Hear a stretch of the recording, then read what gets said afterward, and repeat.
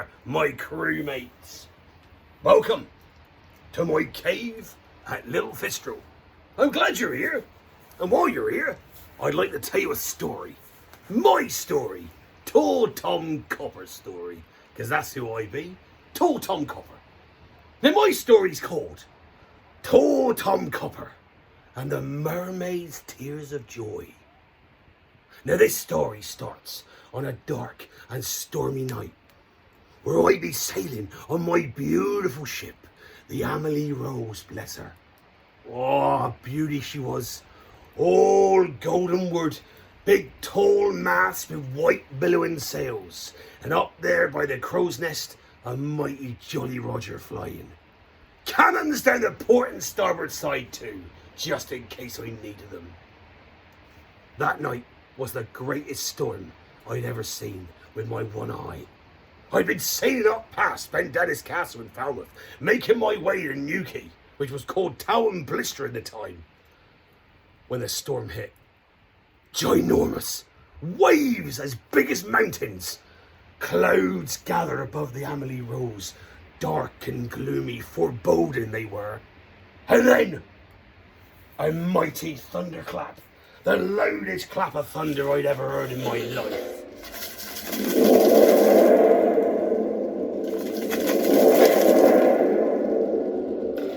Now I knows what that means. Where there's thunder, there's lightning. Closer and closer the thunderclaps got.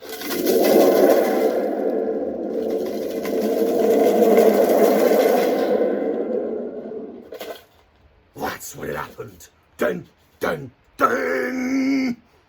A mighty thunderbolt came shooting out of the clouds and struck my good ship, the Amelie Rose. Splinters flew here and there, and my ship broke in two. Well, I fell and fell down into the deep, dark ocean. The Atlantic felt as if it swallowed me whole. Deeper and deeper I sank until I thought I was a goner. But then I heard the most beautiful noise. Well, actually, it sounded a lot better than that. I'm just not very good at singing. Beautiful noises surrounding my lugholes. And then I felt hands all over me, pushing me up from the depths of the Atlantic, until I breached the surface and took a big, mighty, deep breath. As I bobbed around, I took my one eye and scanned the ocean. And there, before my very eye, mermen and mermaids of all different colours. There were red ones, pink ones, black ones, green ones, blue ones, even silver and gold ones. I'd never seen a sight like it in all my life. Oh, the music was beautiful. They sang and they sang, and they cradled me and pushed me towards the sandy shore of Little Fistral. Well, I clambered out. I was freezing, I was. I crept into this very cave you see here and sheltered. But as I peered out of the cave, a phenomenal thing happened. The mermaids left the ocean. They laid upon the sand in long lines of different colours, like a mermaid rainbow. And then the clouds, the mighty storm clouds, they began to part like giant curtains, and peeking out was a ginormous silver moon. And the silver moon shone down its beams, and as it struck their mighty coloured tails, the most amazing thing occurred. Their tails turned into human legs. Well, they began to dance. They jumped for joy and they sang. They were just singing in the moonlight. Singing in the moonlight. Everybody dancing in the moonlight. And they danced and they danced. And then I noticed they were so happy, they were crying tears. Not tears of sadness, though. It was tears of joy. You know, when you've laughed so hard. Have you ever laughed so hard you've had tears coming out your eye, sorry. In fact, have you ever laughed so hard you've weed your pants? Well, that's how they were laughing. And that's what I spotted. I spotted that when they laughed, the tears of joy would run down their cheeks. fall from their cheek into the cold sand.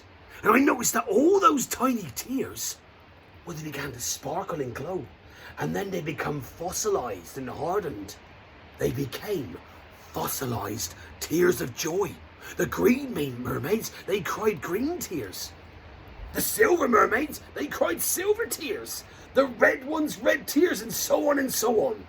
And then, out of the sky, from the moon, a mermaid flew down from the sky, completely black, and landed on the sand.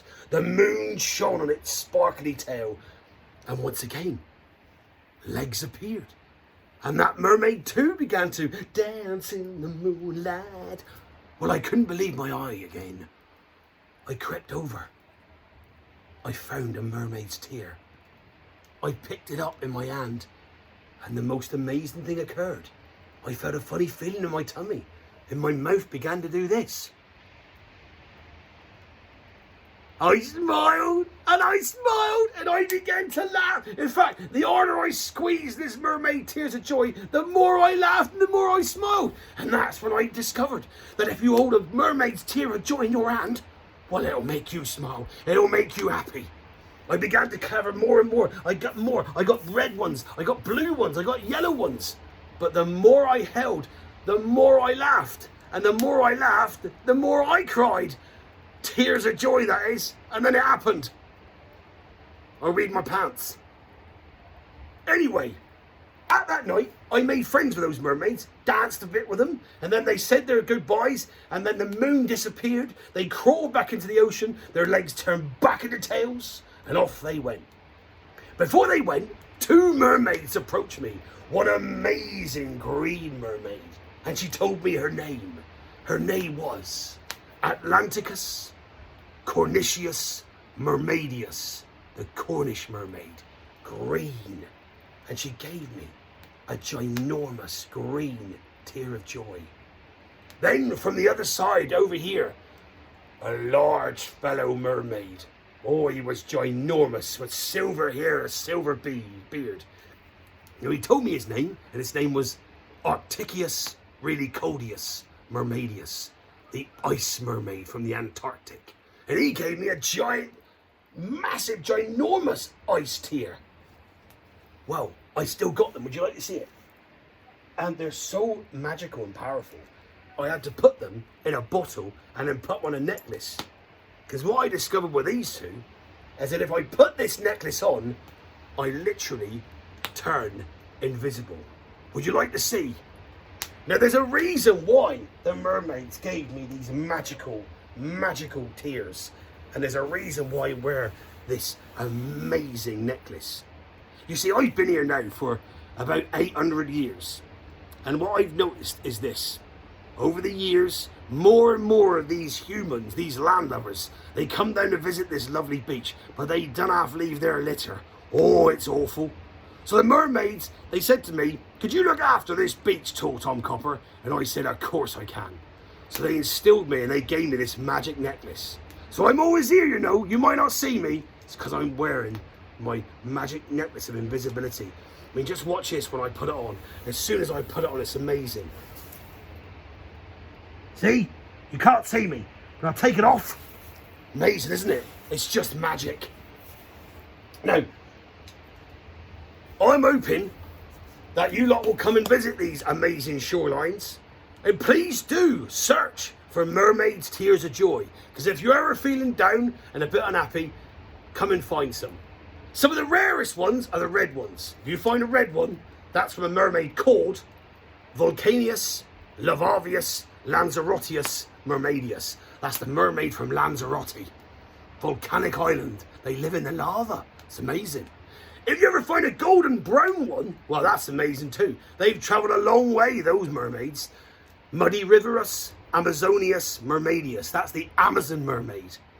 Now, if you ever find a beautiful aquamarine tear, well, of course, they are from the Pacific, these mermaids. And their name? Aquamarinius Fijius Tahitius Mermaidius. They're from the Fijian Islands, from the Pacific Ocean. There's one, though, very rare. Black mermaid. Universius Milky Wayus Galacticus Mermaidius, the Space Mermaid. So please do come down, enjoy the beaches, make up some stories, but look after these beaches. And don't forget, if you don't pick your rubbish up, poor old tall Tom Copper has to. Well, I hope you enjoyed my story. I hope to see you soon. Stay safe and well. I'll play you out with a little tune.